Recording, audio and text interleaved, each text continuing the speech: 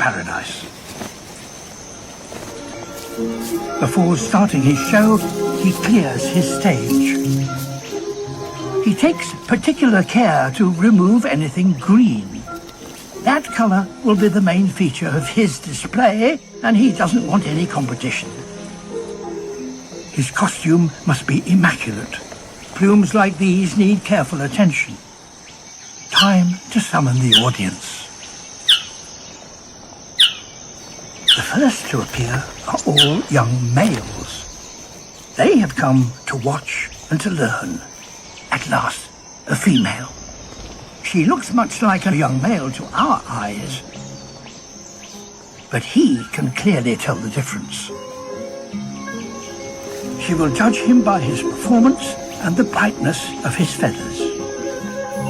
He puffs up his feathers and swings round to show her his colours.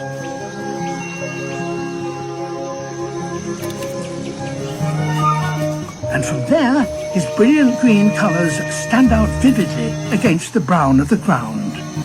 A pair of bare quivering quills sprouting from his tail add to the excitement.